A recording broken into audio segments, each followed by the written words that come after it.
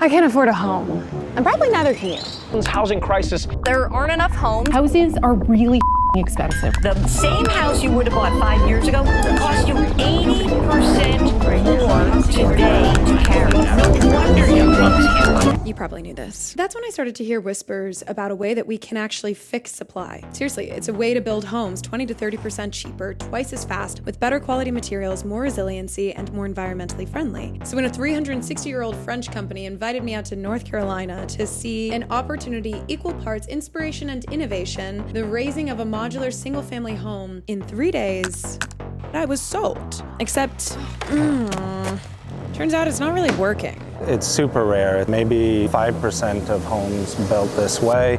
Yeah, that's not great. Guess I should go on a journey. From an unused corner in Jersey, She feels like a home. to a factory in Pennsylvania, It's a house a day. to a modular tower that fell apart in Brooklyn. I went all over the East Coast Good morning from my beautiful Lakeview house. to figure out why something this promising is barely getting built, and whether it could ever actually make homes cheaper so that our rent prices would go down and we actually could participate in the American dream. First stop, North Carolina.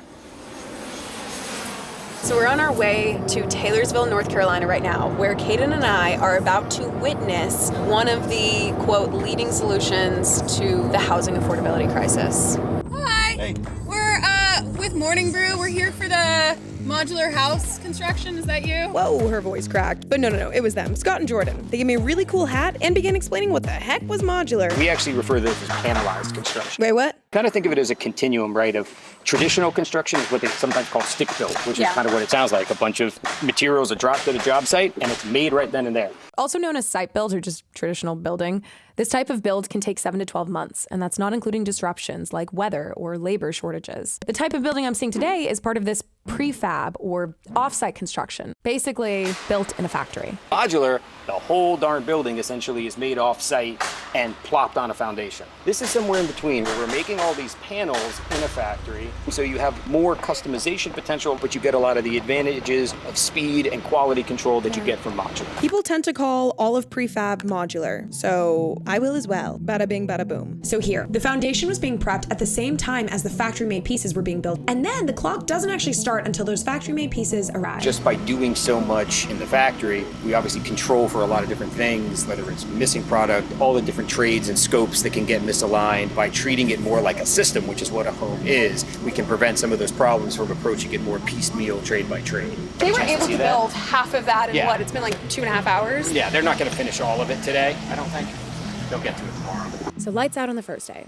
But I still don't understand how much this costs or how much faster it can actually be. Day 2. Pretty exciting. We're going back to a construction site. Did you have fun yesterday, Kaden? I had a lot of fun, yeah. There was one point where they took a long ass time to drop a wall. I know. You know which time I'm talking about. Yes. Today we're gonna go back because from what I saw, that location didn't feel like a super affordable starter home location. So we're gonna go back and we're gonna get some numbers. Okay, so here? Oh, just lean it straight. Okay. Let the professionals handle this one. Okay, this is sick. Thank you. This is really sick. For day 2, this is pretty crazy. You know, there hasn't been a lot of big innovation in the construction industry. And so when you think about how important the home is, it's the most expensive thing most people ever buy. It has a massive impact on their daily life, on the health of themselves and their family. And we've been doing it the same way for nearly 100 years. It's kind of wild. Wild. Is this a starter home? I wouldn't want to speak for how the builder or the homeowner is going to consider it, but nice piece of property, Lakeview. We should all be so lucky for this to be a starter home. Am I allowed to ask how much this costs? It's tough to go into the cost questions because this is all customizable. Is there any sort of general timeline? I would let Dennis maybe speak to that one. I think Dennis could speak to that. Dennis could probably opine. Dennis would. Are we moving anywhere close to that? I think Dennis would have good opinions on that. Cool. Yeah. Cool. Well, it was time to go see the factory. I also want to meet Dennis, and I want to understand a little bit more about how this type of building can bring down costs and what it actually looks like to apply this for our housing crisis. Let's go. I'm Dennis, this is Annalisa. Oh, nice to meet you. Nice to meet you. Welcome. Your name precedes you. Oh no. I've heard a lot about you. I'm very excited. It's like a cool gift that you get to wrap up and give to someone as a house. And when do you get to give like a house as a present? Yeah. So I'm Dennis Michaud. Been with the company for about 10 years. Been in the building industry my entire career. I see some walls. How is this the housing of the future, and why is it the housing of the future? The productivity. By using the equipment that we have here, by structuring everything in a very methodical way, we're able to get much more productivity, which will be critical as we need to build more and more housing. Dennis proceeded to give me a tour to see how these panelized homes are built. A very detailed tour. And the fibers are specifically designed such that they will break apart like this to the exact precision that's in the 3D model. And we have a very strict standard for what we'll allow. I mean, it's a house a day. Wait, a house a day is kind of crazy. If we could build homes that fast, doesn't that mean saving a lot of money? Maybe an answer, potentially, to the affordable housing crisis? Luckily, Saint-Gobain CEO Mark Rayfield came out to the factory. I think it's the future. It'll be slow adoption, but it's the future. Why hasn't it been adopted? Well, because I think the construction industry moves slowly, and people have to learn the benefit of this. You have to get to the point where they're comfortable using the product, where they understand, like I can build 5 times more homes, so it might be slightly more expensive. I have to maybe charge a bit more for the house, a little bit, and maybe have a little bit thinner margin, but I can do 5 times the homes. Oh, there it is. More expensive. So it's not actually a cheaper house. But he did talk about volume. If this method allows builders to build 5 times more versus what a traditional builder would be able to do, that actually maybe does help the housing shortage. Then I wonder how building custom bespoke homes one by one is going to make a dent in this problem at all. Can panelized construction be adapted for bigger multifamily homes? It can, and you see a lot of this outside of the U.S. We, ourselves are focused on smaller scale structures because it's the majority of what's built. Okay, great. So we build a lot of single-family homes in this country, but that doesn't really attack the problem of supply in a meaningful way. Turns out what does is density. More apartments, more units. Density is the whole game, because adding to the supply is one of the leading theories for how we bring down prices across the board. So as we left the factory, I knew a few things. Factory-built homes can work in the United States for single family, but now I'm starting to wonder, can this modern method of construction be applied to build enough homes in a dense, real city in a way that could speed up timelines and actually bring down costs? And if I want to test that, I have to go to the toughest real estate market in the country, New York City. I'm headed out to Brooklyn right now to go see 461 Dean Street in person. I think 461 Dean is the answer to my question. We've built modularly before in this city. So now I'm going to go see what happened with it and why we haven't done it since. And I called in backup, James McIntyre, who was in charge of financing this project. There it is, 461 Dean Street. The world's largest modular tower at the time. It was, right? It was intended to be. 461 Dean Street. A 32-story tower, 363 factory-built modules stacked together on site in the middle of downtown Brooklyn. Half of the units were designated as affordable units. I mean, that's the answer, right? Video over? Modular construction being applied for multifamily homes in dense cities. It's something that we should be looking at as like, wow, look what we were able to accomplish, but oh, there's always a but. Even my 8-year-old knows that if you build a Lego tower too high, it falls over. And it was sinking a lot of firsts and a lot of hard things at once. There were huge construction delays, cost overruns, quality control issues, water damage, and massive lawsuits that saw the shuttering of many of the companies that had originally been part of this project. The factory effectively was being developed at the Navy Yard at the same time as this was being prepared to come out the door. It was kind of this concept of building the plane while it's flying. That isn't necessarily good when a modular concept. 461 Dean was supposed to be one of 15 modular towers, built cheaper, built faster, all using the Brooklyn Navy Yard. And it was the only one that got finished. So what was supposed to be a triumph for modular construction in the United States was not. The joke about modular construction is always that actually the second project is the most difficult. And the reason is because everyone wants to quit after doing the first. But the architects in that project shop, they didn't entirely walk away from modular. Well, the people that worked there didn't. My name is Alex Donovan, and I direct design and innovation at Assembly OSM. What is this black tarp that we're about to see? Black box is our one-bedroom prototype. We call it Prototype Alpha. Okay. And this was built really as a learning prototype. So it is a one-bedroom unit made up of 2 modules. This is it. This team didn't give up on the promise of modular. They took the failures and learnings from Dean and applied it to this new startup, specifically committed to modular high-rise buildings using aerospace and automotive engineering techniques. And for their pilot project just a few blocks away from Dean Street, they stacked their modules like Lego pieces in just one day. The developer got a great deal, and we got the design and process flexibility that we needed to learn and really treat it as a proper pilot project. The company took its time. They tested everything first. And so when the day came to build it, it all apparently went off without a hitch. The building stacked in one day. It was really fun. That was just a moment of realizing, like, wow, this is different in an amazing way. You've built your test stacks. You've gone out and actually built the buildings. So it feels that you're ready to keep going. What are the obstacles to sort of getting whatever company you're with up and running in a way that is sustainable? Yeah, I think one of the things we've been trying to solve for in the past year or two is the question of a factory and what it takes to keep a healthy enough pipeline to keep the lights on in a factory.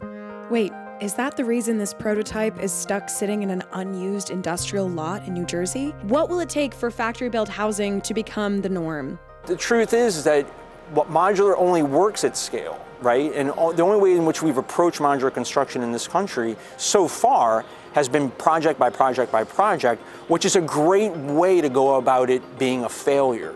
Modular can only work if you do it at scale, meaning that you've got multiple projects in the pipeline lined up 1, 2, 3, 4, 5, 6, infinity. Okay, but why can't we do that? Why did we stop at Dean Street with one tower? Why, in a country that is facing an enormous housing shortage, why can't we guarantee pipeline? So I called up Mark Bonner, the editor-in-chief of BizNow, who's been in the housing industry for a decade. There is a system in America for how we build homes and how we build office buildings, right? And to break that system would mean that somebody's got to lose. And in a capitalistic economy such as ours, nobody wants to lose. And the incentives are not great enough to break that dynamic. The system. The great villain. So you know how we need to build more? It turns out we also need to build more. Come on, built. The rewards program that rewards you with points on every mortgage and rent payment. Yeah, I'm talking about that Built. And now, free with Built is your very own neighborhood concierge. Your neighborhood concierge can help you book planes, fitness classes, even lifts. Concierge can book your restaurant reservations so that you can breathe easy knowing that you didn't get a reservation, even though your mom told you to get one many, many times. She's coming from out of town. It's a Friday night in New York City. It'd be pretty impossible to get in anywhere. But then you realize that concierge, your buddy, he did it. And this guy is connected. He can take action on behalf of 45,000 partners across the country. And he really gets to know your neighborhood and your preferences over time, which is something that my boyfriend is still working on. So, learn more at the link in my description, and please use my links. They know I sent you. Okay. All right, we were talking about the system, right? The great villain in most YouTube video essays these days. Except before I place the blame on this shadowy room with men in suits, I want to figure out what the system actually means in building. Let's say that I, Annalisa, I want to build an affordable unit. How hard could that be? It starts obviously with having control of a piece of land, right? And the permission to actually do something with it. Then I need to know, what am I even legally allowed to build there? What's it zoned for? What's allowed for? What are the building codes in that particular jurisdiction? What is the unit mix that you're looking at? Like, how tall do you want to build? What's the financing? You have construction financing, your pre-development financing, your long-term financing. Those are different sources in a lot of cases, and your capital stack. Ooh, your capital stack, right? That's 6 to 12 different entities who basically all have to say yes to building. And then it goes to your neighborhood, and they often have a lot to say. From there, it's the waiting game. In New York City alone, affordable housing projects can sit with local government review for 3 to 5 years before shovels hit the dirt. And so it takes a lot of time, and all that time that is spent, it costs money, and it also costs money because you're losing money by the opportunity cost because you've spent so much time dealing with all these other issues.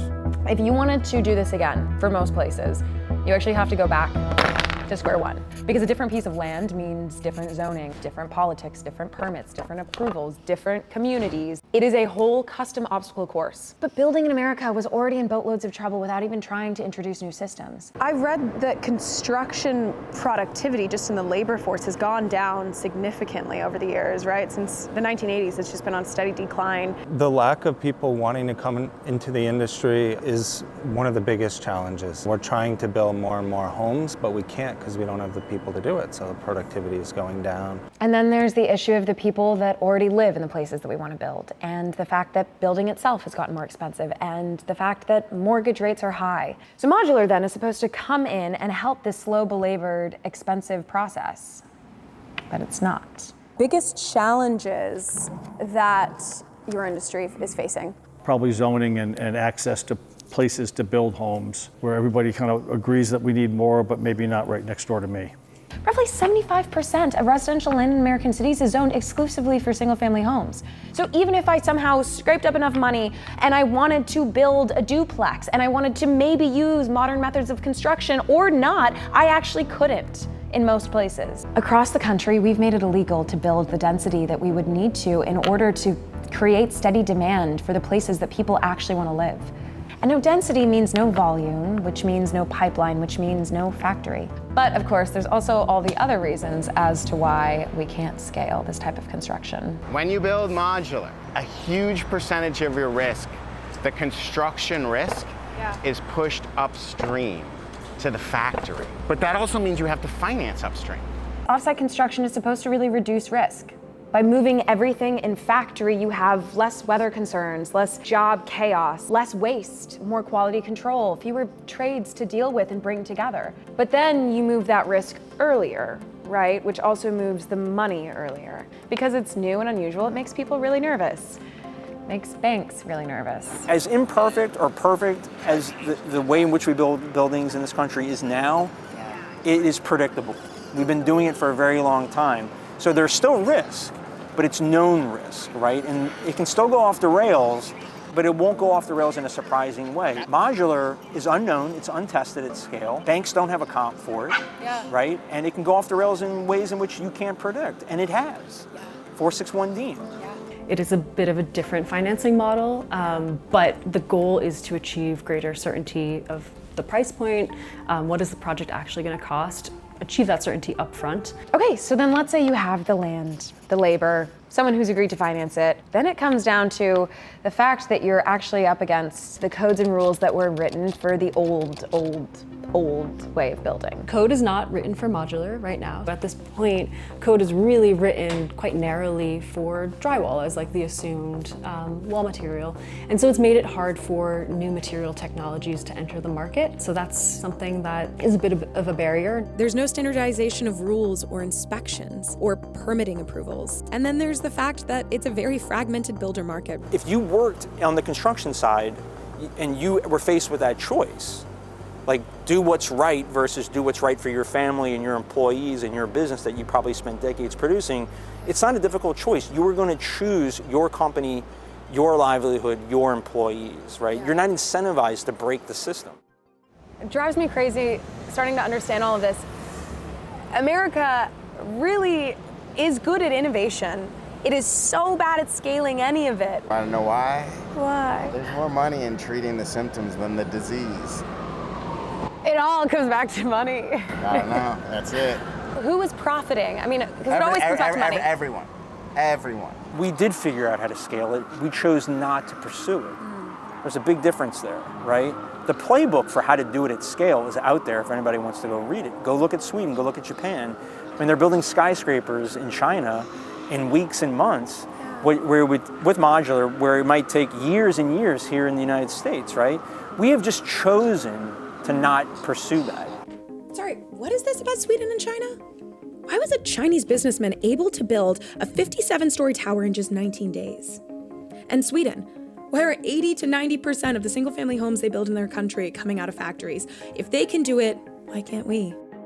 Well, turns out there's a few things we can apply. The demand aggregation is absolutely key. You can kind of get repetition with the same client or the same team, and certainly the same design. You start to learn and see economies of scale there.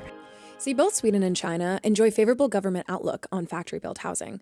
This allows factory-built housing to thrive in each country because the government has created clear rules, which allows for builders to pool enough demand. Part of how we could solve that in this country is implementing pre-purchase agreements, where the government agrees to buy a certain number of homes. The government helps create demand. The government helps create pipeline. But we also need to address standardization and regulate our building codes. Rather than dictating specific materials, what if we did prescriptive building codes that looked more at performance and structural goals? Let's have more standardization in our inspection, permitting, approval processes, and even in how we treat homes like products. There's no way to get any efficiency if everybody's kind of playing whack-a-mole with all these different unique situations. Instead of building the way we've always done it as one-off projects here in the United States, very fragmented systems, what if we standardized a very specific part of the design so then the marketplace could create for that? And speaking of products, what if we could actually plan housing the way that a company forecasts its products? A company looks ahead, forecasts the need, sees what the consumer is wanting, and then maps that to the consumer. Look at the way that we manage inventory at Stop and Shop or Best Buy or Marshall's or, Burlington Coat Factory. Like, they monitor Old Navy, they monitor inventory, they monitor seasonality. You know what? These are customers. We need how many 1 bedrooms, how many 2 bedrooms, like how many 3 bedrooms? Yeah. What season? When are they graduating from college? Then the financing is at the end because we'll have figured out what is our problem first. Yeah. And it's measuring twice. Now, the real issue of affordability is far bigger than just attacking the supply side. But if we really could build homes and apartment buildings 20 to 30% cheaper, twice as fast, make them more environmentally friendly, make them with better materials, then maybe, just maybe, one day we could address this housing shortage. So how do we shake the system? It's breaking. So my hope is that when things break, you figure out who knows how to fix them. And then you know who knows how the market works. So there's a rule I live by, which is the happy and healthy human being is the least expensive human being. And if we solve for human beings, we will solve for outcomes that are better.